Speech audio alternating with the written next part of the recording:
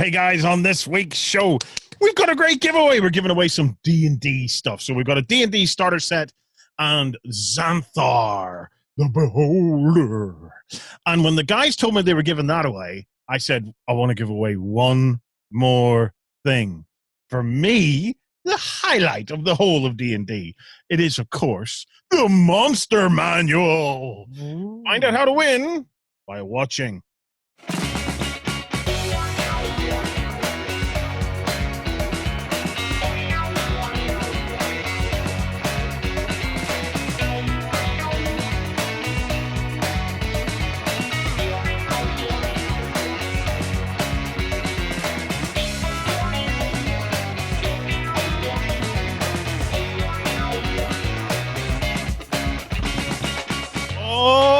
I'm in such a dungeon mood.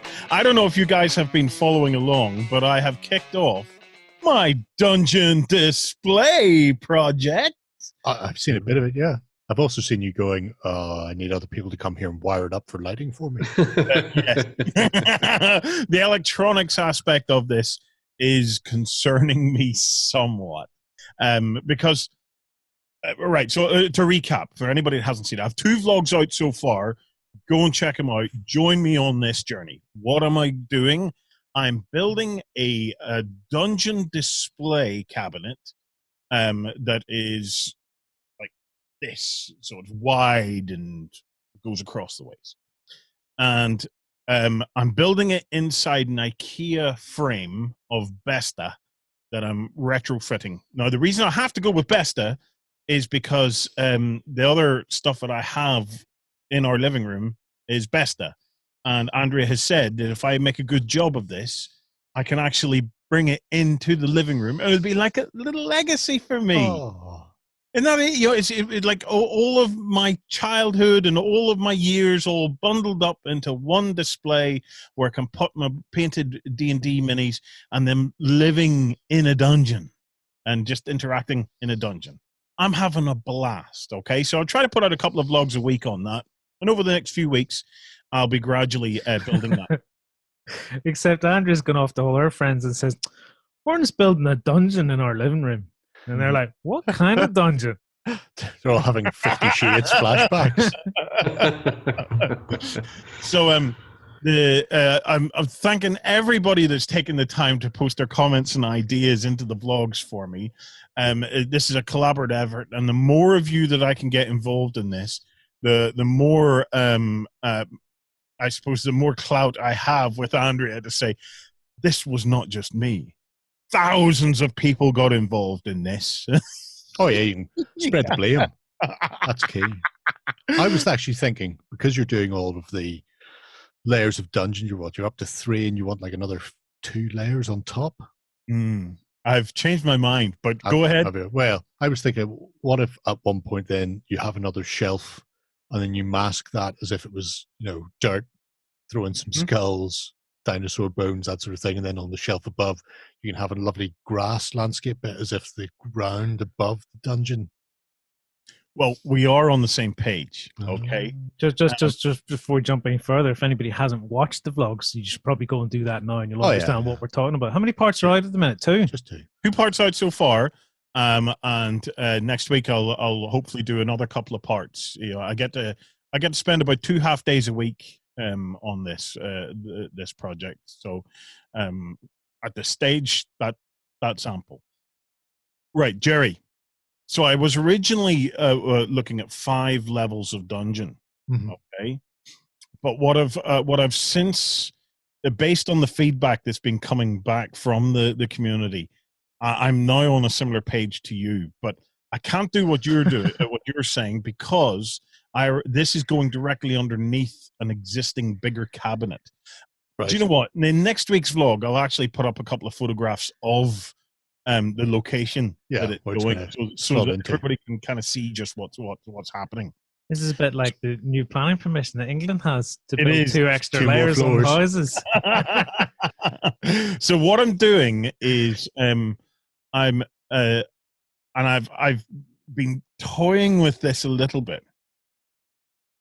So I have my 3 layers of dungeon in, okay? over the left-hand side, okay, I'm going to put a kind of like a fourth layer, and I'm going to do an above-ground thing that kind of goes like this, and then down a little bit, and then like that. Oh, And on the height, at the the height over the fourth, I'm going to have a graveyard, okay? So I'm going to model a graveyard to give me that haunted, spooky graveyard kind of thing. And then it's going to kind of come down a cliff face with some stairs and stuff. But in that cliff face is going to be the entrance to the dungeon, which will take you into that fourth layer of dungeon. And then you work your way down through the rest of it. Yeah, I'm with you. And then on the rest of that plane then that is left, that remember will be double height compared to this, I'm going to build a town. I'm going to build a town above the you're looking in on and you're seeing the streets, so almost like a Frisky. Square. Do you know what you absolutely need to put in? I don't know if it's in your plan yet, but if you put a well, so the top of the well's in the town, and then you can actually see the shaft going down into the dungeon. I will absolutely do that. Like the Goonies. Yes, that would be our time down here. Exactly like the Goonies. And do you know what I'll do?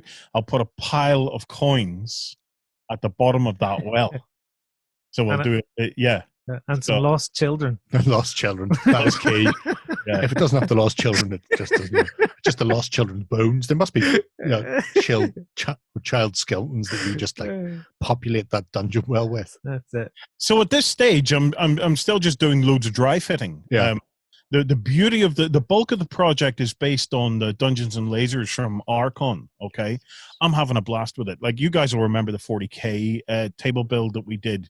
The huge apocalypse layout, the 20-foot long apocalypse ruined city that we built from there. Was it Rampart? I think it was called. Yeah. Eternal Ramparts.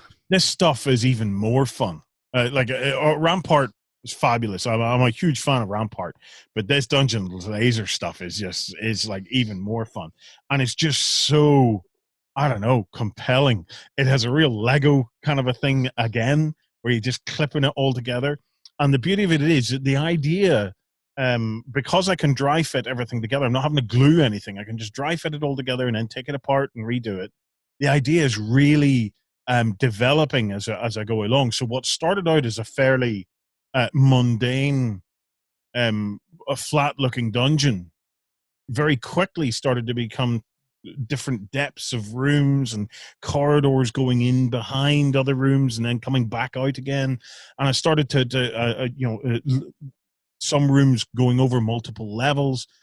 I've really started to find some of the cool options, hidden options almost in a kit like that, that are making the whole build a hell of a lot of fun. I've got to say, I'm really, really enjoying it. I'm really enjoying it. And I even sent Andrea a photograph of it. And I got a lovely little message back from her. And I can't remember. It was something like, wow, it looks great. And it had 3 exclamation marks, which in husband and wife code means I wasn't actually expecting that. So the 3 exclamation marks suggest that she actually does think that the idea has legs. Now, can I execute it and to a degree that it'll actually sit in the living room and she'll not despise it? I don't know. I'm trying my best. I've lots of things to work out, and the electronics is one of them, because it became obvious almost from the start that there's got to be LED lighting. Yeah, it needs lit up. There's no easy way of doing it. There's a straighter forward way of doing it where I could use LED light strips, and there's new LED light strips out called RGB ICs, which have an integrated controller that means that you can light different segments of the strip different colors. Yeah. Okay. That would give the most amount of flexibility to have a green patch down here and a red patch up there. Is this going to have a glass front on it? No, I don't think so. Oh, I think a dungeon needs to be dirty anyway. Yeah. And you want to be able to get the miniatures in and out and move them around. Because if it did have a glass front, I'm not saying put one on or don't put one on, you could then use like PC fans and put them on one side, and you could have airflow going through it, and you could have little rags and things blowing in the dungeons and stuff. Oh, I hate you, Lloyd. You know, I haven't told you I hate my little brother. Just like, stuff hung up, and try to create an airflow that goes one direction, so it's reasonably strong, and then but not without the fans having to be too loud or anything. But you'd have to put a glass front on, which might just ruin the overall effect because it's a bit hard. It's like when you visit Warhammer World, for example, you're looking at these amazing dioramas and stuff, but you're always trying to do this to try and see in past all the reflections. Yeah. You can get anti-glare layer that you put on things like that museums use so that you can actually look in. It doesn't matter. You don't get the light reflection off it. I don't know how expensive that anti-glare layer is, mind you. The thing about this is I'm holding out a little bit of hope, right? Because we have community member Blinky465. I always forget his numbers. Just know him as Blinky. Yeah.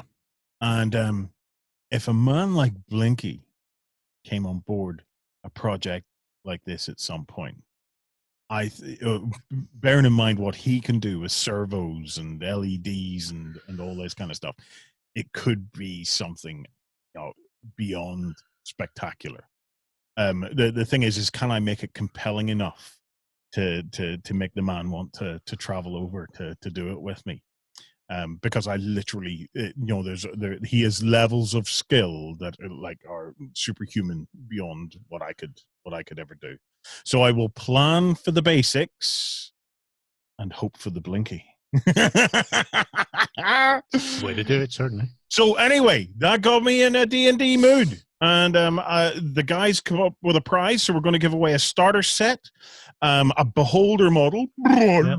And when I saw the beholder model, I had to throw in the best thing in the game, the monster manual. Let's see this starter set here. That's the one. Sweet. What's in that, Ben? Is that everything you need to get playing D&D? Yeah, so that comes with a getting started guide. It comes with a whole set of pre-made characters, as well as options for you to make your own ones as well, if you want to. You can also use this with the basic rules that you can get from Wizards of the Coast to easily just quickly dive in and do whatever the hell you want with it, using the kind of core basics of a D&D, fantasy warband, effectively. You also get a full adventure in there, which is pretty long, actually. The Lost Mines of Phandelver. It's really good. I've been through it twice now, I think, and it's a lot of good bit of fun. There's some intrigue, there's some monster slaying, there's all sorts of things in there. And there is a dragon, as you can imagine. Yeah, but we're not giving away a dragon, we're giving away this dude. We're giving away the Xanathar. So if anyone knows their Waterdeep, then they'll know that this is a crime lord beholder. Yeah. The Xanathar. So go and check him out. It's very cool. Some And good then paint as well, which is awesome. And there he is. It ties in well, doesn't it? Yeah. There you go. The same dude. That is the same. That's the same beholder, isn't it, Ben? Or, possibly. Well, that's the classic D&D beholder on the front of the book. On the front of the book there. So everybody knows that the thing that makes everything awesome about Dungeons and Dragons is the monsters that you fight along the way. So you'll have some really cool. Can I just at this point interject and say, if any of you are a Cult of Games member, okay, a beholder is what you need. Yeah. I'm with that. Yeah. You have a couple of options. You could go to store.ontabletop.com. Good day. Yeah. Anyway, you're gonna tell them how to win it. Yeah, I'm going to tell them how to win it, and then remind me to say something about store.ontabletop.com. Okay. So, to win this prize, all you have to do is subscribe to the channel. We are getting so close as well to picking a random channel member who's going to win that Katachan Kernel. Dylan. So please keep subscribing. Get your friends to subscribe. We're so close. And as soon as we get to there, I'm going to put together an even bigger thing for us to get to the 100,000 mark. Okay. And we're going to make a real drive together to get to the 100,000 mark. But to win this one, subscribe. Hit like on this video. It really helps. The thing that helps us most is if you can, please share the video on your social networks. Facebook banned me this week for posting a picture of Burt Reynolds. I'm not sure if we'll cut it in or not because we don't want to be banned here too. Yeah, Facebook banned me for posting a picture of Burt Reynolds on a bear skin. I'll leave you to Google that. So Facebook's not that popular anymore. It's all about TikTok now. It's all about Bebo. That's always Bebo. Bebo! It's the last And one I then- heard. Finally, post a comment below, okay? Post a comment below, and we will be picking a random winner. Also, we have picked the winner of the last number of contests. So if you head on over to the prize center, you'll find the winner for the Indomitus box set. You'll find the winner for the £50 stored on tabletop voucher, and you'll find the winner for the World War III Team Yankee bundle. I want to put out a shout out to my brother. Yeah. My brother Lloyd, because brother Lloyd got us on TV. We Swing. have the first ever store.ontabletop.com TV advert running on Sky TV. We can talk about this now. We weren't allowed to talk about it before, but we can talk about it. So what happened is during COVID, Sky TV put together a program where they were going to help a number of small businesses, I suppose, ramp back up again after COVID.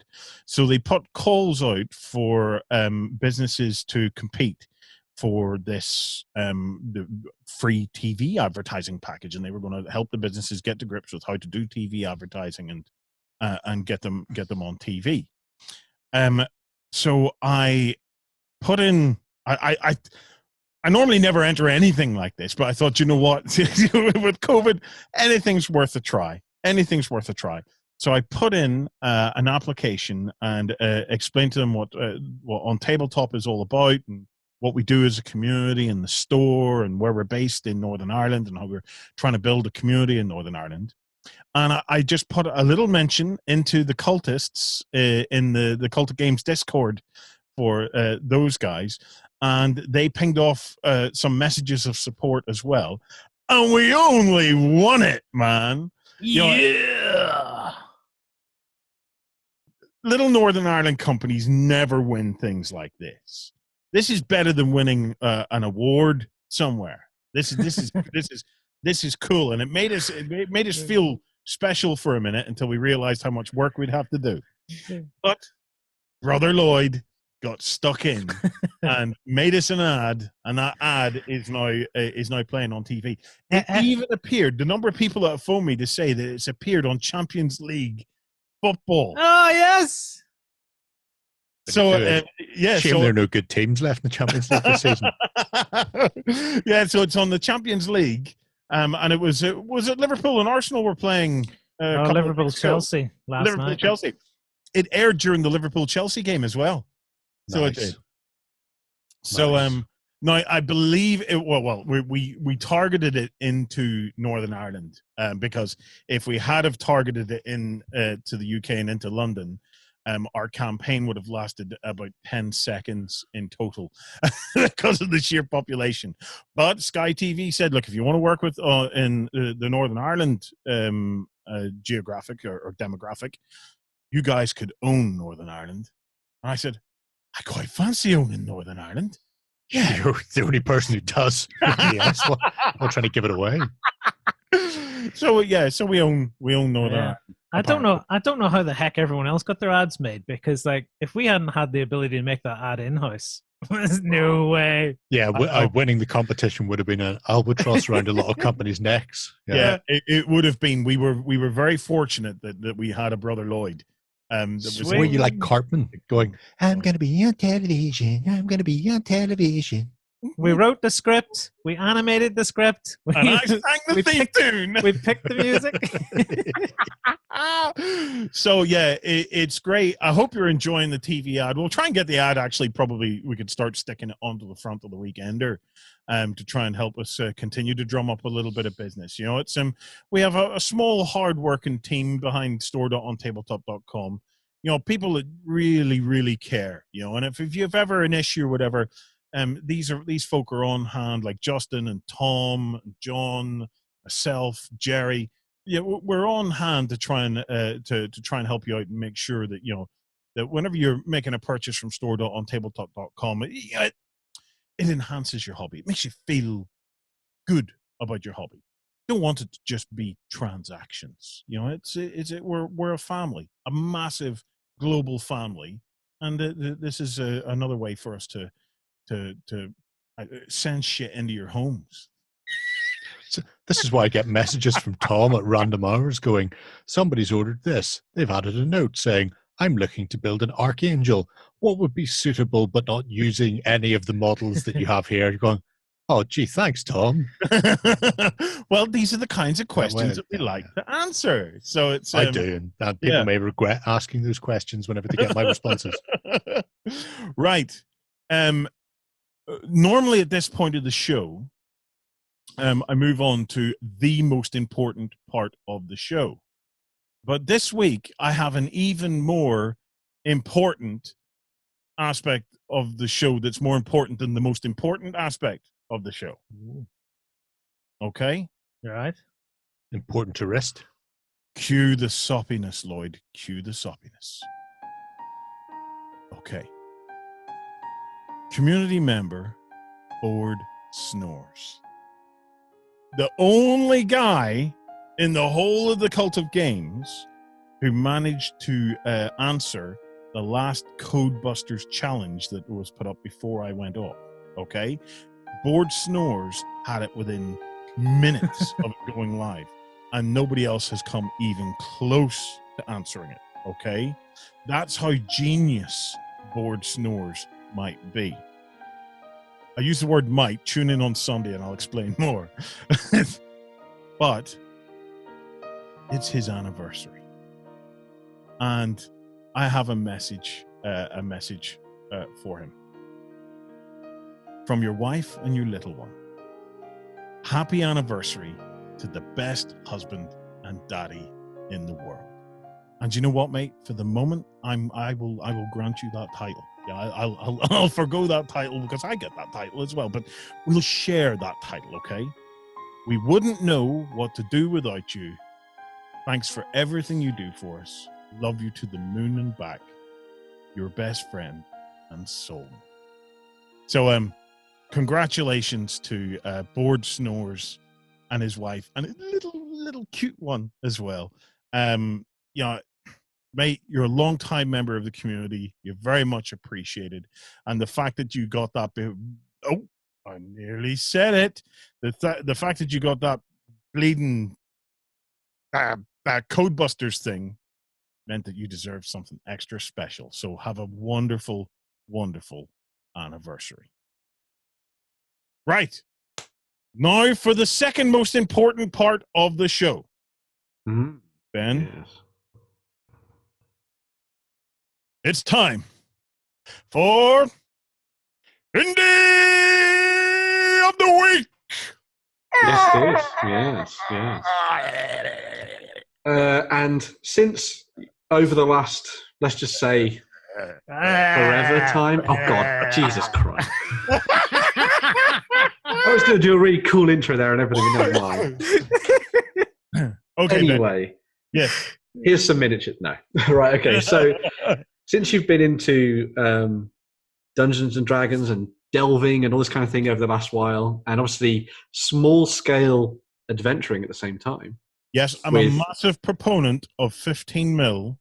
Everybody now knows that Warzone is the world's ambassador for 15 mil. Okay, indeed. After many years of 28 milling, okay, I have saw the light, and I'm now completely converted, and I'm the world's #1 ambassador for 15 mil. I will still take the piss relentlessly out of those 6 mil idiots and below, okay, because they're wrong. But I will also now take the piss out of you 28 mil idiots, because 15 mil is the way to go. And I've demonstrated that with the most beautiful Rangers of Shadow Deep stuff that I'm doing. It's amazing. And tune in on Sunday to the XLBS, because I have just embarked on Moderns, and once again at 15 mil. What scale is these minis, by the way? So you'll be happy to know that the company we're looking at this week, which is Splintered Light Miniatures, which we talked about before on the show, in the Okay. news and stuff. Their range is between 15 and 18, depending on how you look at it for some of the miniatures in their proportions, but between 15 and 18 mil. And they do a very, very nice range of both dungeon delving heroes and monsters, as well as fantasy stuff for your big armies, if you are so inclined, and also a little bit of post-apocalyptic, a little bit of sci-fi as well. So they have a very, let's just say, classic website. Yeah, Mhm. I was worried when I seen this, but don't worry, it's going to be epic. It is going to be epic because we finally have pictures. But yes, Very so the best way to start, I think, is on the next tab that you've got upstairs, up on the window there, and that is the 15 to 18 mil dungeon crawl stuff. So this is the kind of stuff that I have talked about on, I think, XLBS is way back, a couple of years ago now. And this is a selection of very awesome both player characters and monsters for you to use in your D&D games. Now they do, as you can see here with this set, they do selections of player characters based on the different races. So you've got things like elves, you've got dwarves, half-orcs, dragon men, tieflings, all these different kind of things. Oh wow! And this is specifically good as well because a lot of companies don't actually make a lot of these kind of miniatures. They make the humans, the elves, the dwarves, and that kind of thing. Very rarely do you get things like half-orcs and dragon men and that kind of thing. It's only really been with the sort of proponents of like sort of the stuff that WizKids have been doing recently that we've started to see that sort of shift towards a lot more of these races getting some good stuff. But as you can see by a lot of these pictures as well, the details on these are actually very nice too. They're very well detailed. They've got a lot of character to them, which is very cool. You can always see what they're armed with and all that kind of thing as well, and a lot of other accessories as well too, which is cool. And you can tell one part from another, which is that's the key thing. At 15 mil, I've got to admit, is sometimes it's quite difficult to tell one bit from another. Yeah, very much so. Yeah. These look exceptionally cleanly designed from the perspective of they will actually look like what they're supposed to look like on the tabletop. Yes, exactly. And bloody big pics, yes. Size isn't everything. No more of this. These are 15 mil. I will try to show them to you at 15 mil size. You can tell these guys are confident. Look at our pics. Look how big they are. I will find you've got in the big other week the tiny pictures. But yeah, I think, as I was saying before, this is one of the key things about this particular range is that we've always said that one of the cool things you could do in the future if you wanted to try and move things on with your role-playing collection, and you love the idea of playing with miniatures, is to scale it down to 50 mil because you can have an entire dungeon's worth of stuff in a little tiny box as compared to having a massive carry case or something of everything that's in 28 mil or 32 mil or something like that. It makes such a difference. It makes such a difference. The texture of it, Ben, you know, it's because, you know, when I moved to 15 mil, I didn't actually reduce the base size. What I did was I just started putting loads of minis on the base, and every base is like a little diorama. And just the texture of it all is just so much better. Well, he's very slaying, like. Yeah, this set in particular is one that I really wanted to actually look at, funnily enough. And this is because this kind of shows the kind of quality that has changed throughout the time they've been working in this kind of 15, 18 mil range. Like, obviously, the stuff that we've seen before was very nice, but this adds a little bit more of an extra detail into it. Obviously, it's a little bit bigger. That's why we're getting that kind of 18 mil sort of range. But you've got some really nice looks there, especially on the barbarian, that kind of slaying character, as you can, as Jerry was saying. Very, very cool indeed. It just needs Yuko as the dwarf, not a regular dwarf, but actually a little hunchbacked book reading freak to be with him.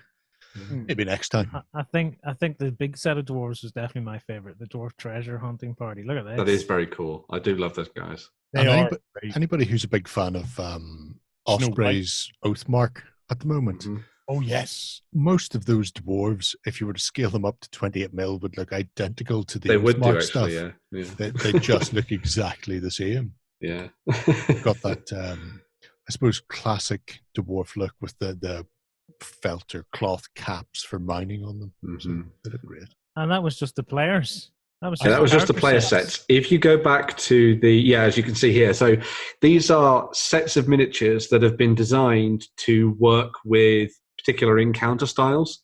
So, for example, with the warbands, it's kind of giving you the idea of the stuff that you might want to do if you're going to be playing more of a skirmish style thing, or if you need, in this case here, to have an entire set, set of orcs to use across pretty much every encounter, Because as soon as you've bought that little set there, you've then suddenly got every orc you ever need to use in your games. What size are the kobolds for this, Lloyd? I believe they are appropriately sized. Because they're about the size of my boot in real life, and I can see them there. Where are There's some kobolds just there. Second- Just there. I'm second pointing from at the top on the screen, which left. makes no Oh, sense. no, that's a hobgoblin, man. That's Oh, the- you To the never left wanna- of those. Oh. Yeah, you never want to mix up a hobgoblin with a kobold. Where's There you right? go. Oh, there That's they are. them. There we go. Yeah.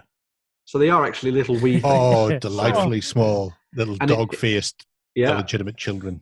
yeah. I Can was you just look about to up the say. knolls, Yeah. please, Lloyd? They're down towards the bottom of that page. Knoll warband across to the right, And just across a wee bit. across. There Yeah, we go. that's it. Yeah. Oh, yeah. Ratty. Mm. Yeah, Weird. hyena men. It's very Yeah. cool. Yeah. And that's the thing I'm saying, like they've developed stuff that, so Zombie for example, if you want to play like an undead mission or a quest, well, Just there you pick go. up a Just go and pack. pick up that Yeah. pack and you're ready to go. There's which is one really there awesome, called the so. Greater Undead Set, Lloyd, if you could click on it. Just up right in the middle. That's the one. What is the Greater Undead Set? So that's all the kind of characters that you'd be getting. So wights and wizards and necromancers, vampires, that kind of thing. So very cool. Oh, You've even got some these ring guys race want all the types in there chicken, as well. don't they? So, yeah. What? Oh. one? Yes, some mummies. I don't have enough money in the world to Oh, spend with these guys. Werewolves. rat man. Rat men. Yeah. So. Werewolves. They look like werewolves. Well, we're rats then. Okay. Yeah, well, there are ratkin in the game in D&D, aren't there, and stuff. So Yep. Yeah. Oh, classic Boggling. trolls. Boglings and bog monsters. Oh, the trolls are classic. So they're like Really proper are, old school D&D Yeah. monster manual trolls. So if you remember, like 3rd edition and before that. So Go to the Boglins, Lloyd, right at the very bottom. That's the ones. There they are. Do you know what? We could just spend the whole day on this. yeah. That guy could certainly have his Do they weapon do- altered. Do they do terrain and scenery as well, or is it? I believe they do tiny some bit resin stuff and that kind of Oh. thing. But just before we get to that, if you click Yeah. on large creatures, just at the bottom here. Okay. Uh-huh. All right, here we go. bottom Yeah. row, Just that yeah, one there. large. You should see their dragons, and their dragons are very, very cool. Because every good campaign needs a good dragon in the mix of it, and they do some very, very nice dragons in 15 mil, which is very cool. You can actually see a little bit of a look of them against the players in the gallery tab, which is just at the end.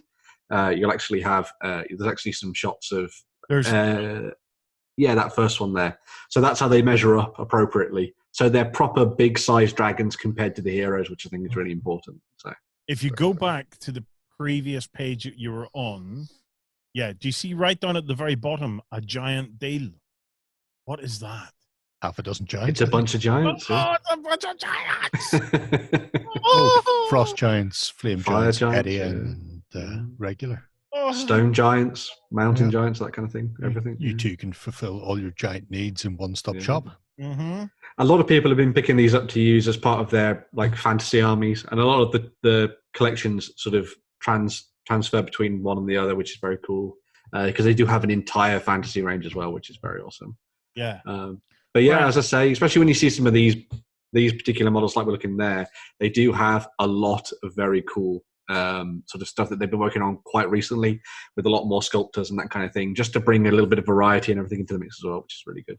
So Oh, this is just this is It's these like- are some of their newest miniatures as well. These Beastmen. Uh-huh. Oh, they're great. Yeah. They are. Oh, I like that big bird-headed dude. Yeah, because it's Oh. not just the bull-headed guys. You know, Beastmen come in all different flavors and sizes and all sorts. I mean, look at that werebear on the side. It's very cool. These are amazing. Oh, It's I the want werebear these. countdown. Goatman. Oh, he's so arrogant. It's perfect. Oh. Wow, this really is good, isn't it? There's a Yeah. whole- They are shockingly good. Proper good definition to the muscles and everything like that. So it's really awesome. There's your big Ah. Minotaur. He's So- sweet, isn't he? Yeah. Oh, he's got a ball and everything. Yeah, they've even gone for the the sort of hoofed clawed thing going on. There's your werewolves as well. Oh, yeah. Let me go back to this dude here. Yeah, so they've gone for you know how a lot of Minotaurs have human hands? Yeah. They've gone for the kind of cloven hoof but fingers kind of thing going on, which is really cool, which I really like. So yeah, very cool. Very cool. It's Definition quite and Warcrafty. It is very it's Warcrafty, yeah. verb, isn't it? Like your Talren sort of thing. Ooh. Yeah.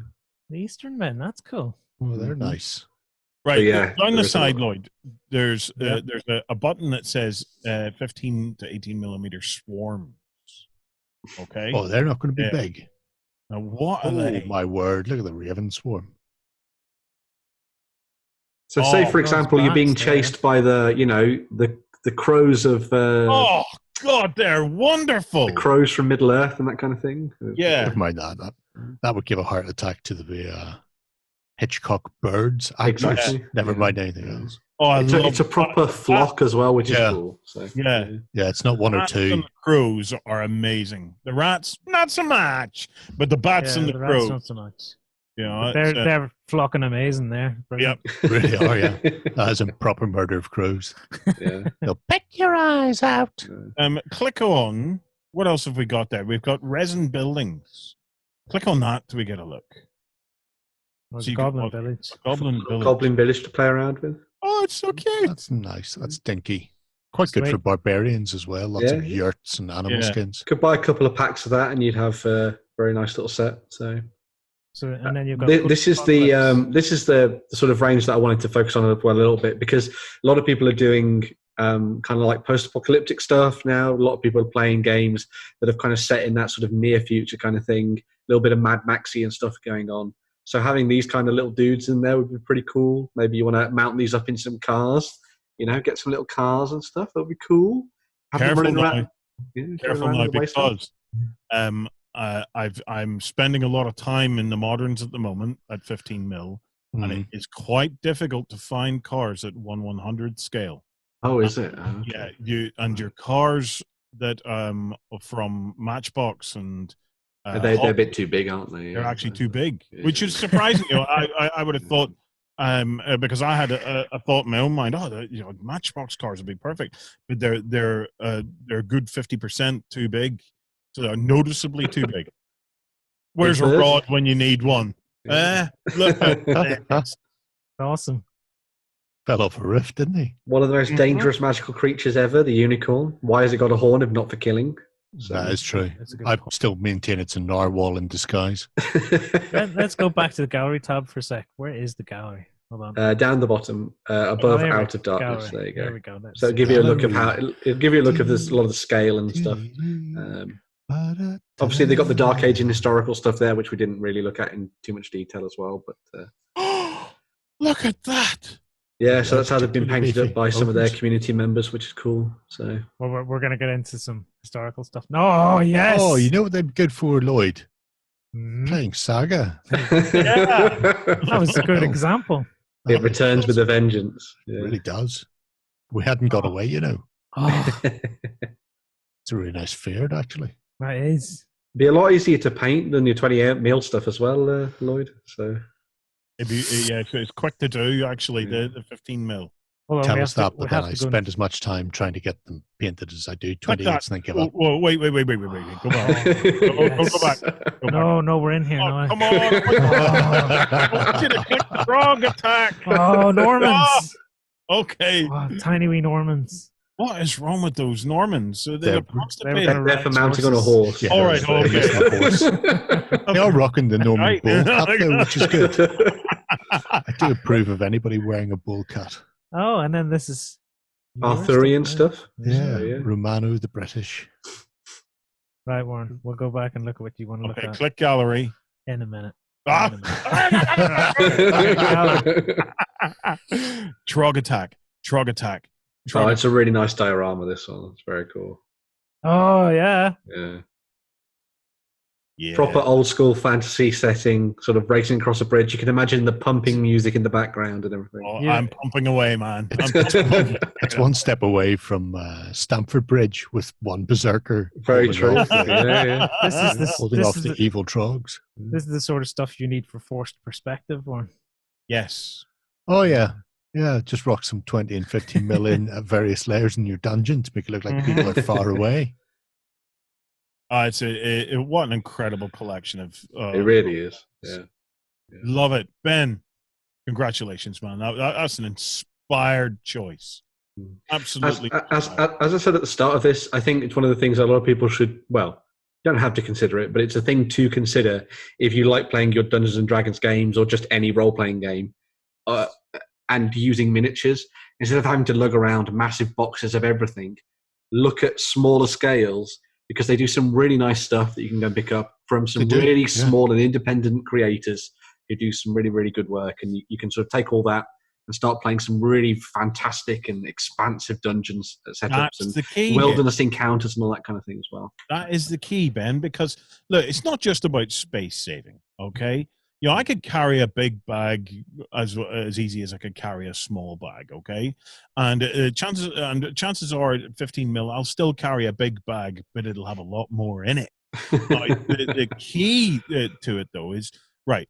You know, I've played D&D and stuff with my kids at 28 mil, right? And you know, you could fit out maybe half a dozen rooms on the table in front of you, but at 15 mil, you could fit out a castle or definitely an entire village. Yeah, you know, your whole scope just increases dramatically. And it allows you to mosey on further at a quicker pace, because I'm an impatient guy. I don't like having a D&D session where I get through 3 rooms in a night. I want to feel like I've covered some territory, you know? And it starts to let you play with things like cavalry or horseback, mules. Like I've done mules for my kids to carry their treasure around, because I give my kids bucket loads of treasure. So much so they need an ass to stick it on. So, but it reminds me of something that Jerry talked about maybe a couple of months ago now, when we were looking at that creator who did all that 15 mil Conan-esque stuff. I can't remember the name of the company for love nor money. I'm hopefully Jerry will remind me in a second. But the idea of not just doing a encounter inside a tavern, but doing a big fight through an entire city block or something like that instead. It's just so much cool stuff you could do with that. And there's a box of all the stuff that Jerry's got for it, probably. So Burning Sands, Crom's Burning Anvil. Sands. I mean, there's a prime example. That box is about the size of my hand, and that contains somewhere in the region of 60 figures plus a resin forge for Crom. Crom! Exactly. You know, try and put 60 miniatures in a box that size in 28 mil. You're not going to do it. And it is that it's the expanse, it's the scope. You're not being constricted by the scale. You're allowed to expand to as large a scale as you want, and you can still do very small, intricate, detailed things in 15 mil and get right down there. But at the same time, being able to go, you're in this room, in this castle or temple, and you're not worried about 3 guards coming, but there's a barracks over there with 50 guards in it, and then there's like 100 people outside in the town, and then there's guards on the walls, and you could fit that all into a 3x3 or 4x4 board really comfortably at a very modest price. So you can do these huge vistas of games that really, you know, require people to go, oh my word, I am a hero. I'm not fighting 2 goblins in a dungeon. I'm fighting my way through a city full of whatever that want to kill me, and really go nuts with it. Yeah. And the quality of the 15 mil minis is just getting better and better. It really is, yeah. Sculpting, you know, so the 3D sculpting and the fact that the resolution of 3D printing for masters, and then the guys who are actually then doing the casting, it's all getting better. So, you know, we are rapidly getting to the point where a 15 mil mini is as good a quality as what a 28 mil mini was just a couple of years back. You know, in terms of the detail, and you know, it's a different kettle of fish sculpting for 15 mil. You know, it's you what you accentuate is a little bit different. You know, but when it's done right, they're a joy to paint. Even I have been painting. So, and at 15 mil, it's small enough for me, you know, not to be worrying myself. Yeah, you don't have to worry about the details. You can you can dry brush or slap a wash on or throw a contrast on, and the detail is there that it will do the job perfectly. Yeah. And then you look at people like Ruben Tortega, Heresy Brush, who paints 15 mil to a quality that a lot of people would struggle to do 28s and 32s to. So the details on the miniatures, if you want to go that way, but if you just want to get a really stunning force on the table, whether it's for role-playing games or miniature games, whatever, you can do it very easily in 15. So absolutely.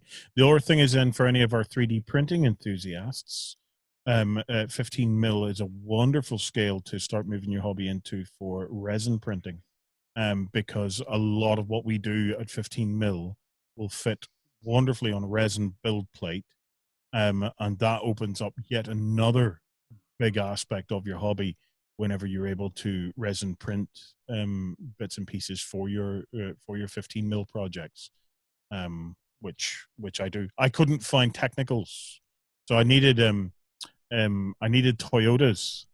Hiluxes for the modern project. I couldn't find 1/100 scale pickups out there. So I 3D printed them. I say I 3D printed them. I actually did pass that job off to Justin, and he 3D printed them. But you know, it's basically me that's doing it. delegation is the key to successful management. But you know, I 3D printed them. You know, it's when on those working on the fantasy stuff, I wanted squigs. I took a notion of wanting goblins and squigs. I couldn't find any just at short notice, so I 3D printed them. My ass. Well, actually, it was asses. Assai? What is a congregation of donkeys? Assais. Yeah. I think it's called a parliament. A parliament of donkeys. A bunch of donkeys. mules. That's the. I couldn't find mules that I could get handy, so I 3D printed them. Yeah.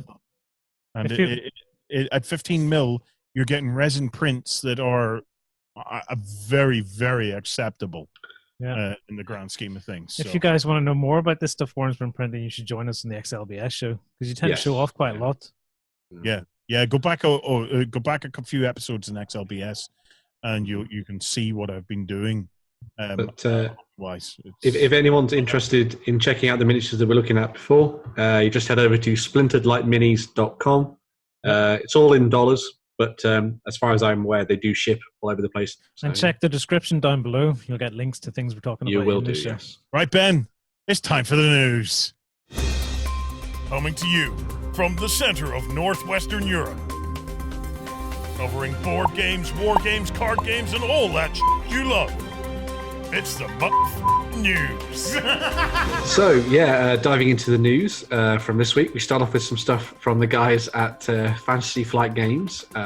They are slowly going towards their sort of big reveals towards the end of this month concerning the likes of, Star Wars Legion and all the different games and that kind of thing too. Well, not this month, sorry, August. But before then, we had a little bit of a preview of some more stuff coming out for the Galactic Republic and the Clone Troopers, and that was the ARC Troopers expansion that is coming out for Star Wars quite soon. Fingers crossed. This is a new set of the slightly more special forces elements of the Clone Trooper army you can use in your games. The set comes with a whole bunch of different weapon options, as well as a lot of upgrade cards and stuff that you can use to make them very specialized towards a very specific purpose. You can either field them as a large unit, or you can break them down into like little strike teams and have them as like two-man strike teams that are sort of infiltrating behind enemy lines and that kind of thing too. As someone who is a little bit of a fan of the Clone Wars cartoon series, which is very cool, you should check it out. This will also give you two head options to make both Fives and Echo from the TV show. So if you like those characters, they are very, very awesome, then you can have them as actual characters that have their own wood characteristics and do a little bit of extra goodness on the tabletop alongside Are they in here anywhere? Yeah, so the two guys at the front with their bear with no helmets on, those are Fives and Echo from the TV show. How can you tell? They all look alike. Well, Fives has a tattoo of the number 5 on the side of his head. So. I love it. Head options and everyone's head's the same. Exactly. I have seen a picture of the FFG boat leaving harbour with a load of stuff on board it, so I'm looking forward to it. Yeah, if you want to see that, join the Discord. But no, this is a really cool set, and it's good to see that they're still bringing out stuff for the Clone Wars. A lot of people have been speculating they're going to be working on things like Anakin and Darth Maul. We've talked about that before on the show. We won't dive too much into it. I'm sure we can talk Star Wars on the XLBS on Sunday. But yeah, very cool little set, especially if you're a fan of the Clone Wars. And we've seen things that they've done before for Rebels. They've done Sabine Wren and that kind of thing too. So maybe we're going to see a lot more of those sort of like fan favorites coming out as well from FFG. That'll be really awesome. Awesome. What's next? Next up, we've got some news from the folks at North Star Military Figures, their full title, who obviously would do a lot of work with Osprey games. And in this case, it's all to do with Frostgrave 2nd edition, and their pre-orders have gone live. Their very own pre-orders have gone live. So North Star Military Figures do miniatures for a lot of the Osprey games. And with their current sort of raft of pre-orders, you can not only get the new Thaumaturge Wizard, but also the Wizard's Apprentice, which you can see there, if you pre-order the book from them. As well as that, they've also got a whole selection of bundles where you can pick up basically all of their plastic sets that exist so far. So their soldiers, their female soldiers, their wizards, their gnolls, their barbarians, their cultists, their pirates, pretty much everything. And on top of that, they also showed off, as you can see here, the previews of their new plastic Knights kit and some of the different variations of that of such a kit. I'm liking that. I like that a lot, actually. It's nice, that, isn't it? I like that. I like the shields. Normally, I don't go for the whole molded shield thing, but that's so subtly molded. It is. That'll just make it easy to paint. Yeah, one of the cool things about this, as we've talked about whenever it comes to anything from North Star in their kind of plastic range, including the stuff they do for Oathmark, which is their mass battle game, all of this is very much sort of mix and match as much as you want. The bodies and the legs are always effectively one piece, but heads and arms and accessories can be changed at will as much as you want between the different sets. And they should pretty much work between the whole lot of them. I've seen things where people have taken the human arms and added them to the dwarf models and that kind of thing. And there's not too much variance in there for you to do that too if you really wanted to, which is very cool. But this is very specifically the Knight set that they've been previewing here, which is slightly more heavily armored and martially focused characters to use in your warband. With Frostgrave, a lot of the sort of focus is on the idea of there being a wizard and apprentice, and then your warband of followers who don't really care that much. No one cares about them. They're all going to die. They're expendable. But you can also play a slightly more martial version of Frostgrave, where you get rid of the wizard and you have like a stalwart, sword swishing leader instead. And so you might want to go down that route and use some of these guys for that as well, which is cool. Also means with this new set coming in, you can now do a 100% plastic warband. You can indeed. Yeah. Yes. You don't need to. You don't need to go anywhere else. All of the options that are in the game are available. There's a dual wielder here. Yeah, stabby person. I love the cheese and grapes. Yeah. The most interesting thing out of this little news blip that they threw out for me was all of the current scenario books and expansions for Frostgrave are still viable for Frostgrave 2nd edition. Yeah. Awesome. So if you haven't picked them up, you can still get those. Thor the Lich Priest, and he said looking at other things on his shelf. There's the one where you dive down into the Gnoll Warrens and that kind of thing, which is very cool. Beast one. They're all still good to go for 2nd edition because those, whatever the rule mechanics tweaks and changes and updates are, it's not a massive overhaul of the system. So while you're waiting for the 2nd edition to come out, you can still pick up bits and bobs from 1st edition and not worry about them being rendered obsolete immediately. So yeah, that's nice. Are these one character here then? This is one guy. Oh well, that's one variation they've made from the new plastic sprue. Mm-hmm. All right. So there are alternatives to this then. It isn't just the same thing over and over. Yeah. That's literally just here's what we've done, because they're working off either the renders or the individual parts that were cast sent to the painter to paint up for the box art. So they haven't actually got the production sprue to photograph yet. So this is why you're seeing them like this.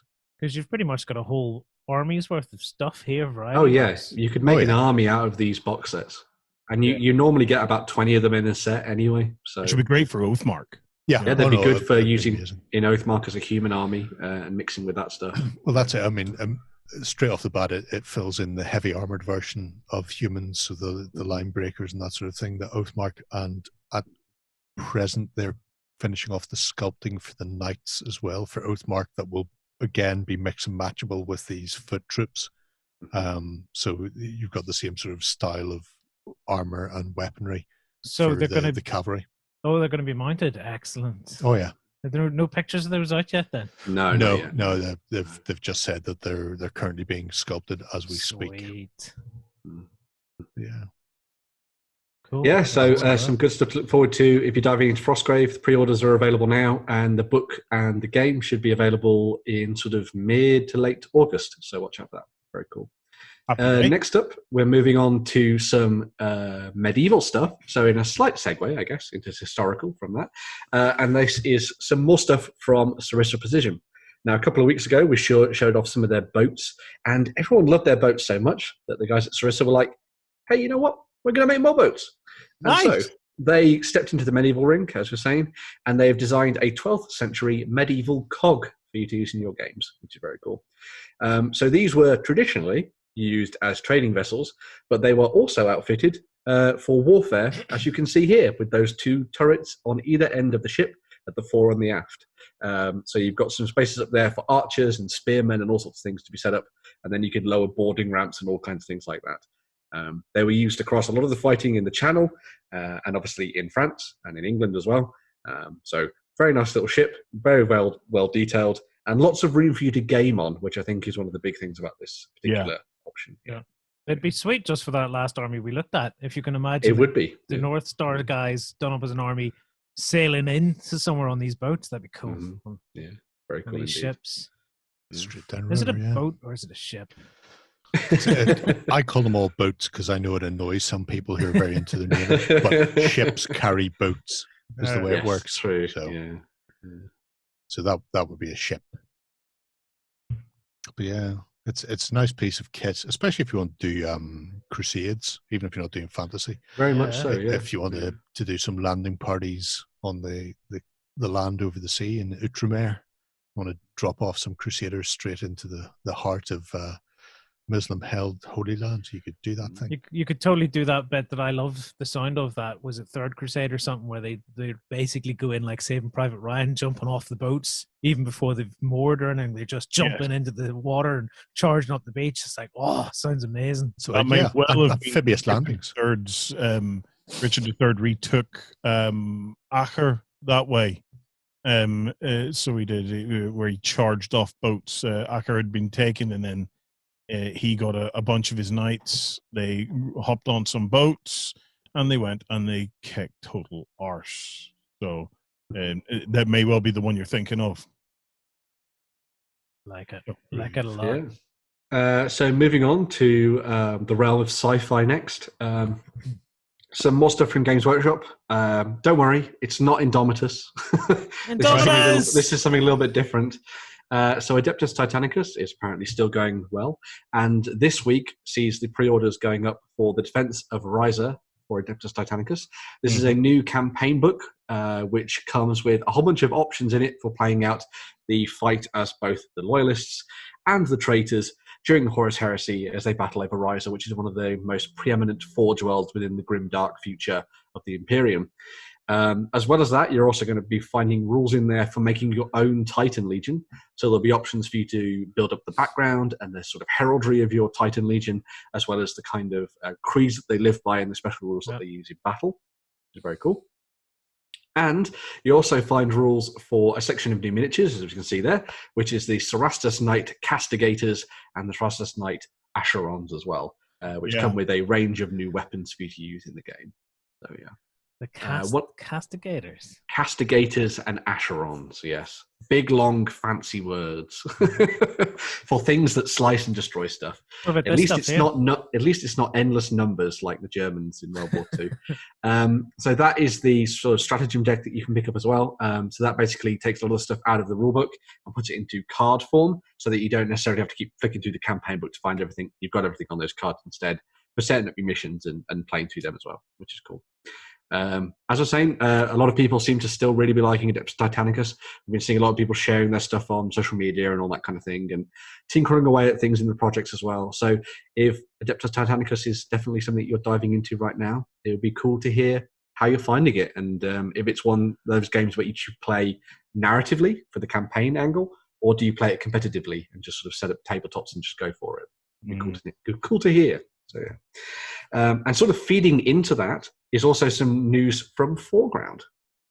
So the guys at Foreground do their indie partnerships, and they have been talking about a new one that has been formed with Iliada Game Studio. So these are a company that I've been well informed have been working for quite a while within the industry, and they create a lot of terrain which is both 6 and 8 mil. And in true Foreground style, they've stepped in and they've been buddying up with them to create color versions of their terrain for you to use in games that are, let's just say, just like Adeptus Titanicus, maybe even a little bit of Battletech as well. What a great segue that was. Yeah. So yeah, their terrain that they do is actually really cool because it's all sort of done as these really awesome modular blocks, so you can assemble them in different ways, which is very awesome. Foreground are going to color them in a whole range of different colors too, so it's not just going to be one set. They're going to be doing things in different styles to match the kind of tabletops that maybe you want to play around with and in the environments you want to do as well. They've done the same thing with a lot of terrain in the last couple of weeks, where they've done stuff for kind of like winter, desert, and then slightly more urban landscapes as well, which is really cool. Yeah. The other thing about this terrain that I really like is that it offers you blocking terrain for different heights of Knight and Titan. Mm-hmm. So you've actually got things that a Titan can hide behind and avoid firepower if they really want to, which is very cool. Yeah. As a lot of people have been memeing that photo, by the way, of the knight poking his head out from behind the building. So they've been like, "Hey kid, do you want to buy some heresy?" and that kind of thing. It's very cool. So very awesome indeed. But this should be coming very soon. So watch out for that. Foreground have been doing some really good stuff on that front, and working with companies like Vanguard as well, which is really cool to create a really nice colored terrain based on the sort of like standard sets that these companies do. So, it looks sweet, but I'm wondering what's this up in the top corner. It looks like a big chunky crawler of some kind. Are they teasing us secretly with something up here? Yeah, I didn't notice that. Yeah, that is quite something. That whatever that is. Yeah. So yeah, sneaky. Imagine it's Sir Kill-A-Lot. It feels like yeah. I quite like the aesthetic of those buildings are very Blade Runner. They don't are often actually, see pyramidal or triangular shaped buildings from companies for sci-fi, and they really have a very striking silhouette. They do. Without just having that permanent. Everything is just rectangular blocks. They're just everything is a skyscraper. Yeah, I quite like that. that. I think that's a cool thing about that terrain is that it doesn't necessarily need to be used for grimdark. It can be used for something as different in sci-fi as BattleTech, or something like Drop Zone as well. Obviously, that's a little bit bigger in 10 mil, but you could use the same kind of terrain for that as well. Oh, yeah. Well, there's nothing obviously tying it to any particular scale. Exactly. Yeah. On there, like especially if you've got a mad cat kicking around. The way it's been styled, I mean, the doors and the windows could be big doors or small doors. It's not really tying it. I think another thing I really like about it as well is that they've got those layers where you could actually put little bands of infantry. So there's room on the rooftops for you to put troops to look over the streets and things. If you are playing Epic or if you are playing Drop Zone, you've got space to actually put stuff there. They're not just a blocking for large robotic monster type things. Yeah. Oh, Pacific Rim. That'd be interesting. Yeah, you could use it for that too. That'd be cool. Yeah. Just having stuff kicking them over. Well, Foreground, you're going to have to tell us what this is. Still teasing me. We can't, Ben. We want to know what the hell is that. Right, what's next, Ben? So next up, a little bit of a catch-up, effectively, from the guys at Battlefront. Over last weekend, they ran their live launch for the Team Yankee American book, which we were, funnily enough, giving away on the weekend last week. Which is very cool.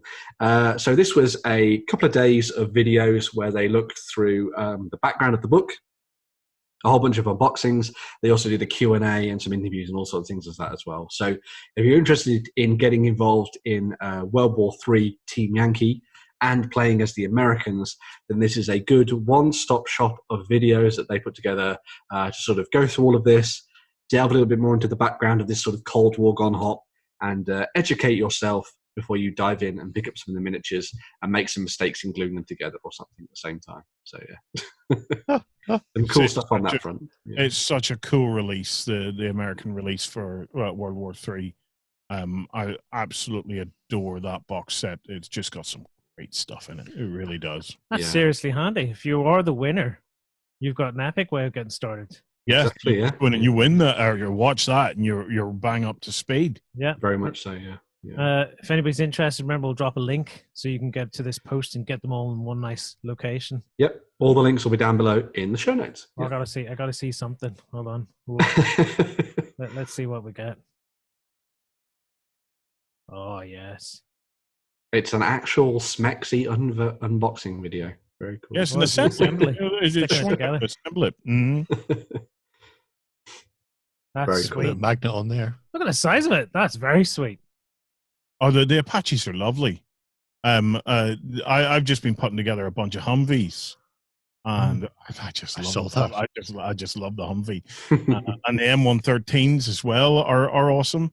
And I'm now getting up to speed with the Bradleys, which are the replacement. That's the Bradleys there, which are basically a replacement for the M113. They're an infantry carrier kind of a thing. So fighting. They're nothing. They're appalling. They're garbage. They're hot garbage. You And think so? anybody who hasn't seen the film The Pentagon Papers, The Pentagon Wars. Yes, Pentagon Wars, I have should just go and reached see out to that. try and get that. It's Apparently, amazing watching what happens when you let a committee design a fighting vehicle and it ends up being nothing that they wanted. And it's all true. And it's one of the funniest films I've seen in my life. Mhm. It was an APC that got folded into being a scout and ended up being no good at anything. Yeah. It's just great. Well, they rock a lot of them. Oh yeah, but because they had no money left, Yeah. it was literally, we're going to spend our money on this. And it's like, well, that doesn't do this. Well, make it do that then. But if we do that, then it can't do this. Well, I don't care. And eventually, over, I think it was like 15 years. It took so long to develop the Bradley. It started as a troop transport, and by the end of it, it was a troop transport that couldn't transport troops. It was a scout tank that couldn't scout, and it was an anti-tank vehicle that had no armor and no anti-tank capability. So it did nothing, but they'd spent so much time and effort on it that they were going, we're going to deploy these things everywhere. It's an all-purpose vehicle now, Jerry. The Bradley, the Pentagon Wars, the Pentagon Papers. Like I think the Pentagon Wars is the film, and it may be based on a book called the Pentagon Papers. Regardless, it's amazing watching this. It's a joy to just sit back and just go, "This is the most appalling thing I've ever seen." I can't wait to see it. I can't wait. So I heard about it. It was mentioned to me on the radio show on Wednesday night. One of the guest callers was telling me about it. So I've reached out to try and get a hold of the DVD of it. So I can't wait to watch it now. Yeah. Oh, it's a joy. Right. Harry Potter news and Batman news. Yeah, so a little bit of news for both Harry Potter miniature adventure game fans and also Batman miniature game fans. This was two releases that are available this weekend from the guys at Nine Models. The first of these is from the Potterverse, and it is going back in time to the days where everything was much more whimsical and less full of death, and that is the first years of Harry Potter. So you can now get a set which includes Harry Potter himself on his broom, Ron Weasley with his rat scabbers, and Hermione Granger with her bundle of books from the first movies and the books and stuff as well. So if you're diving in to play some games where you want to try and take stuff back to those first books, like The Philosopher's Stone and Chamber of Secrets, you can now pick up those particular sets and go to town with that. They'll, of course, come with all the rules and stuff you need to play alongside the main game and have a little bit of fun with that, which is very cool. And I'm sure they'll be fun to paint up as well, which is nice. I've got to say, I would love to do a conversion on Harry where I would clip away the broom and it would look like he's doing the most humongous fart. I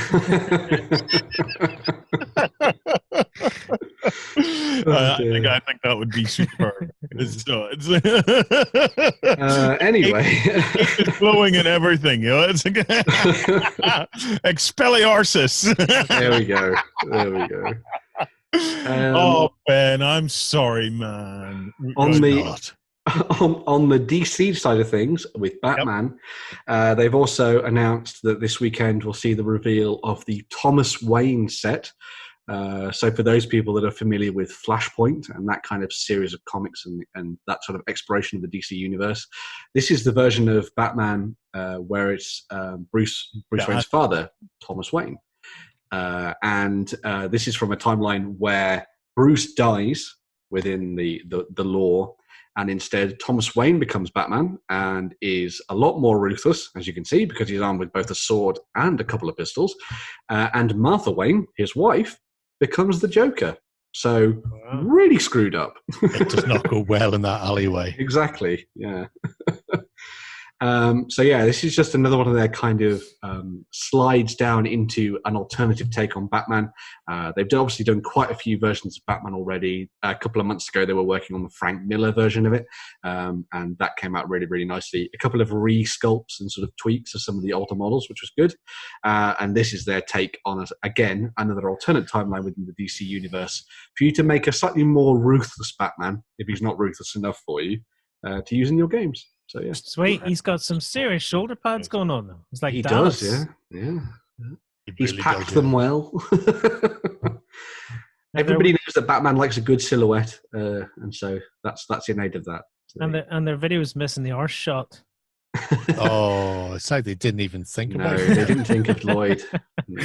Which movie was that? Was it Val Kilmer they had the arse shot of, or was it when they were with the guy from ER? Yes, it was Val. It might have been George Clooney because I know. Maybe it was Clooney's I actually. think it was Clooney. Yeah. Right. Our last bit of news for this week. Mm-hmm. We've got some more details on Pandemic Legacy Season 0. Yeah. So, Pandemic Legacy, when it came out, obviously blew the board game world apart with its legacy mechanics, which are that kind of thing where you rip up all the components and you can only play it once, and then Risk Legacy not first though. Risk Legacy did come out. Yes, that's very true. But Pandemic is the one that blew everything up. That's the thing I'm going to say. Come on. It made sure that everybody used those mechanics. Yes. So yeah, so that was basically Pandemic, but it was telling a big long campaign based on the original board game. Then we had Pandemic Legacy Season 2, which went into a slightly more post-apocalyptic future where you were sort of rediscovering the world and that kind of thing. Pandemic Legacy Season 0 is a prequel, and we always know how well those go. But anyway, this prequel takes you back into Cold War era sort of Europe and around the world, right? Mm-hmm. Where you're going to be playing as scientists who have been drafted in by the CIA to try and stop Soviet spies from unleashing a deadly pandemic, as you might notice from the title, around the world, and sort of evil machinations behind the scenes. Now, instead of it being like a traditional pandemic game where you're trying to stop the spread of the plague, at least at the very beginning, you're actually going to be moving from country to country, trying to stop the spies from ingratiating themselves within the cities and that kind of thing, and spreading all their sort of lies and trying to hide information and that kind of thing. So there's a little bit more of a little bit of the kind of like a lot more sleuthing involved in this sort of investigation, which is very cool.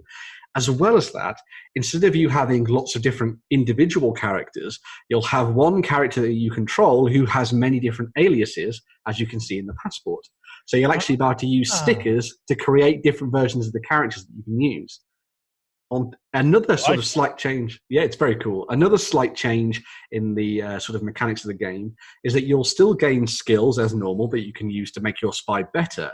But instead of there being scars in the game, which would be the way that you sort of eventually die within the pandemic world, you now have things that will sort of tip people off about your spy. So it's like tells and that kind of thing. So it's like, that's the guy that is always very stumbling around and he always leaves evidence and that kind of thing. And so it'll be harder for you to do certain things as that alias, but you could flick through your passport to try and find a different one in order to try and do something cool on the tabletop. As this is Pandemic Legacy, we don't actually know anything more about the game beyond that, really, because the whole sort of premise of it is that you learn more as you play it. But it's a Pandemic Legacy game. It's got the same people behind it. I'm sure the story's going to be good. They seem to have fixed a lot of the problems that I had with Season 2, where it just became utterly unimportant to use some characters when you could just use the ones that you've trained up, because you've got this new alias system in it, which I think is really awesome. Are these actual permanent stickers then? Once you stick them on, that is your character? Yeah. So once you stick them on, they're stuck on. So yeah. Unless you want to buy, you can buy a lot of like sort of aftermarket stuff, which is sort of like repealable stickers and that kind of thing. They did the same thing for Gloomhaven and that kind of stuff too. A lot of it's sort of licensed by the company as well, which is good. But a lot of the time, especially with Pandemic Legacy, people just like to do it and play it once, which is really cool. So, I think I'd really struggle with the procrastination of what to stick here. Am I going to give them this hair and this pipe? Or If I stick it's like that a giant on, game of Guess Who as well. Which It is a little bit. Yeah. I got to say, I'm loving this actually. Now that I'm starting to see the details of this, I think I'm definitely going to pick this up because I have Pandemic Legacy on the shelf at home in my home collection. Myself and Andrea enjoy Pandemic, but we have not cracked open Pandemic Legacy yet. I think you'll really enjoy it. What I might do is actually play it in order. You could do it. Yeah, you could do it. You could do it in viewing order, timeline order rather than release order. That's it. Yeah, which could be interesting. I gotta say, loving the art style and stuff, especially the whole passport thing. That's It is very cool. That Cold War thing is just dripping in this. It's just brilliant. need to get myself a wee pipe and just go, where's your papers? It should be out. When are we expecting it? It should be out in October of this year, so not too long to wait for that one. Right. Fingers crossed. Right, Ben, thank you for that. Wonderful job on the news as always. Back to pile the pressure on you. Every week, you pick our 2 Kickstarters. Okay. Right. Okay. You're not allowed to this up, man. These are important. Okay. What 2 Kickstarters have you elevated to the incredible OnTableTop status this week? Okay. So first of all, I'm just going to write in that you said a rude word. There we go. Right. And now we'll continue with the show. So the first of these Kickstarters, because we did such a lot of miniature heavy ones last week in the show, is Battle Ruins Temple of the Damned. So this is from a company called Hammerlot Games. And this is a set of 60 plus resin terrain pieces that you can use to create a desert of the undead. So think Khemri, think a little bit sort of Necron, if you want to kind of sci-fi it as well, which is very cool. I totally think, Necrons for this. Yeah. So 55 resin pieces for €90. Yep. So about €2 a piece less. Mm-hmm. So what they decided to do, and it's something that they've done in the past as well, they've created this thing called the Master Box, which we're looking through here, which is effectively a huge bunch of terrain that would be enough for you to use on a mass battle gaming table, for example. So it's a whole bunch of stuff that you could use for creating indoor locations, outdoor locations, destroyed ruins and that kind of thing too. It comes with some really big pieces. So you've got things like the obelisk, but then you've also got the big, massive ruined walls that can be sort of assembled in different ways. You've got the pillars for creating interior locations that have been lost to the sands of time. And you've got those big floor tile pieces as well. So if you want to have kind of like a focal point as an objective, you could do that too, which is really awesome. It's all been scaled to between 28mm and 32mm. So it's pretty good for those people that are playing things like Age of Sigmar or basically any game that exists on the market right now within that sort of realm of proportions, which is pretty cool.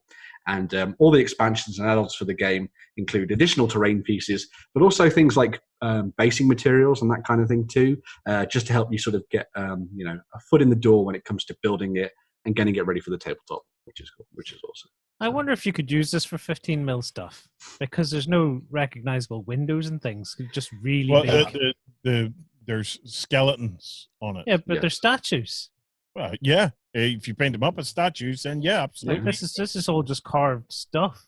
Mm-hmm. Because you could definitely do that. That range we were looking at way back at the start from the 15mm, they've got an Egyptians range as well. They've got the undead Anubis-based stuff with their chariots and that sort of thing. Yeah, you guys might recognize this bad boy from many years ago. That's one of the Games Workshop Arcane Ruin sets. Yeah, it is. Yeah. I picked this up because I'm looking at what I can do to make this work with the 15mm. So this is going to be one of the locations in one of my adventures. Very cool. At 15mm. So you're absolutely right, Lloydie. It's once you've done it as stone, if you put some wee axes and bits and pieces like that, or anything to give it a little bit of narrative, just to say the scale in your mind, this is the scale. You don't even need. You've got that huge megalithic architecture. The sort of stuff you would see in James Bond. Yeah, when James Bond is running through the Temple of Luxor, it's more appropriate for 15mm than it is for 28, because those pillars are enormous, massive in comparison. Whereas if you put a 28mm figure beside them, we're all used to seeing that, Well, like hey. that sort of picture there. Yeah, Yeah, this you're might even used be to seeing cooler. these. The columns are like twice the height of a man. You're going, oh, that's quite nice as a column. And then you look at a picture of the Acropolis or the Temple of Luxor, and you're going, 5 they're times. Yeah. 5 times as big, and Mm. it just increases the scale. So you're grand with it. Because like what you got to remember is like these blocks here, for example, in terms of Egyptian architecture, blocks are ginormous. Yeah. Oh, they're Oh, huge. They're huge. There's some of the blocks, you know, that that they were then look like they were built upon after that, you know, are just massive. What they managed to move back in the prehistoric kind of time, definitely. or post prehistoric. I don't know when it was, but it freaks me out that whole thing of Cleopatra being closer to us than she was to the building of the pyramids. It just like just fries my brain. Yeah, it is. It's extraordinary the length of their Like, civilization. she's like 2,000 years before us, and then the pyramids were like 2,000 odd years before that. It's just such a long period of time that the Egyptian sort of civilization lasted for. It makes everyone else look ridiculous in terms of how long their civilizations last. Even Rome was only like about 500 years ish, depending on its various states, which we're not going to go into. We're You want to know more about that? You'll have to join the XLVS. I was just about to bring out the pipe there. Before we start talking about the Roman trimesters and stuff. No, we're not doing that. If you're interested in getting on that Battle Runes, I can tell you there's about 5 days left to go for Battle Runes Temple of the Damned from Hammerlot Games. I am really liking what I'm seeing. It is very cool. Some quality stuff. That is some quality stuff. Good pick, Ben.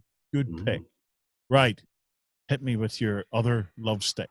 So the next one of my love sticks is from Smirk and Dagger, who have done stuff in the past like the absolute classic, which is Cutthroat Caverns, if anyone remembers that. And this is a new board game called The Night Cage. So The Night Cage, and I'm going to read from their Kickstarter, is a cooperative horror-themed tile placement game in an otherworldly labyrinth of eternal darkness. It is a very dark and a very gloomy game where you each play as people who have been trapped within this eternal tomb with only a solitary candle that is slowly burning down. Right. What you'll do within the game is that you all need to try and collect a key and then escape from the darkness. But in order to kind of bring that kind of darkness mechanic into effect, your candle only illuminates the tiles in front of you, behind you, and to the left and right. Let me show you some of the video because that'll like help explain this. So when you're into the concept of a candle, Lloyd. So the concept of it lighting rooms up. So when you're playing the game, those are the rooms that will be lit up around, as you can see there. When you move forward, the new rooms in front of you will be taken from the stack and placed, but the ones behind you will be removed, which means that you are eternally getting lost within this labyrinth of things as everything changes, which again builds on that kind of horror mechanic of the game. All of you have that candle that is slowly going down, so you've only got a finite time in order to do it. But as well as that, there are also dark, horrible beings and creatures, as you can see there, called wax eaters, that are out there to snuff your candle out. Sorry, not snaff. Thinking of Thundercats. Yeah. Snarf, actually, yeah. So they're trying to take all your stuff. The other resource you have in order to sort of try and help you escape is called Nerve. So that's that kind of token that was given to the player just then a couple of moments ago in the video. That can be used to use special actions in the game to help you try and escape a lot quicker. As I say, very simple and easy concept. You're trying to escape, find the keys, do it together, work together to try and keep the path, open for everybody. And then hopefully you will get out alive. Or maybe you're going to get lost in the darkness. The cool thing is a nicer man than me, though, Ben. Because the first thing I thought wander was, off. No, I thought I could render down the other players' tally. They've all fat. That's just more candles for me. It does sound probably about right for this game, to be honest. So if you move backwards, then the layout changes. The layout has completely changed. So that's the kind of weird, freaky thing. Yeah.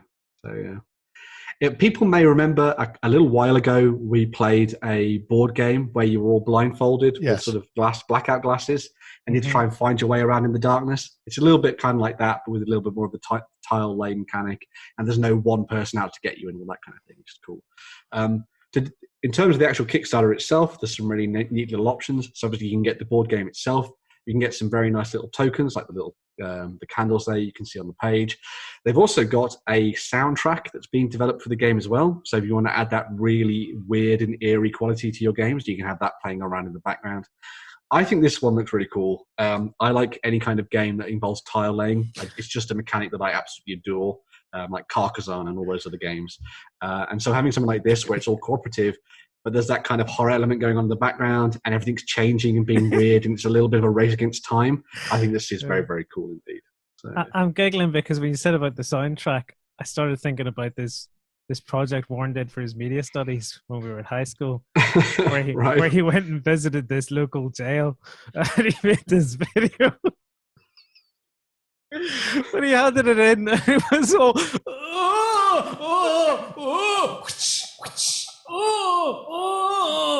Not crumbling room. It was meant to be scary, man. So we had a really, really old jail in my hometown of Macherfeld. Okay, I was studying media studies as a teenager in my high school, and I had to come up with a video from a project with CSEs. So I went to the jail and I thought, I'll film a ghost story, okay? But this is back in the time when it was all like VHS editing, so they couldn't do special effects or anything like that. So what I did was like I closed doors, or I opened doors, and then I managed to play it backwards and transfer it and stuff like that there. So I made this, and then I needed a soundtrack. And the only soundtrack we had, because again, we had no internet at that point, all I had was the BBC Sound Archives. Okay? And in the BBC Sound Archives, they had one that was called like Ghost Stories or something like that. And it was like, oh, up a bit. That was what I had. So that is what I worked with. So I created ghost porn for my GCSEs and failed. Yeah. So they told me I would never get a job in the media. I even think I helped out on that project. I seem to recall something about Deluxe Paint making overlays and titles and stuff for the video. Deluxe Paint. Yeah. Back on the Amiga. Yeah. Well, we totally went to something. They don't realize how hard I worked on it because they just looked at it and thought, this is shite. You know, it was shite. All I can think of is Resident Evil. Shite that took a lot of effort. Ben, thank you for that. The Night Cage has 11 days left to go, guys, from Smirk and Dagger. Go and check it out. 2 wonderful choices, Ben. Awesome. Right, guys, that wraps us up for this week. If you haven't come across, join us in the Cult of Games. On Sunday morning, we have the XLBS, which is quite a show to behold. I'm looking forward to getting some time to sit with these guys, chat on what hobby we have been up to this week, and show off some cool stuff. Right. Thank you for watching. Thank you to my co-presenters. Have a great week of gaming. Oh my god. Does Warhammer 40k rock your world? Check out store.ontabletop.com today, where you can save up to 20% across a wide range of hobby games, tools, and paints, including Warhammer 40,000, Age of Sigmar, Star Wars, Flames of War, Bolt Action, and many other incredible ranges. We are based here in Northern Ireland and rated 5 out of 5 on Trustpilot.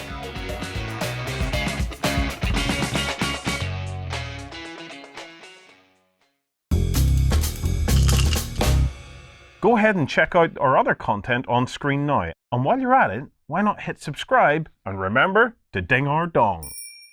Go on, you know you want to click it. Go on.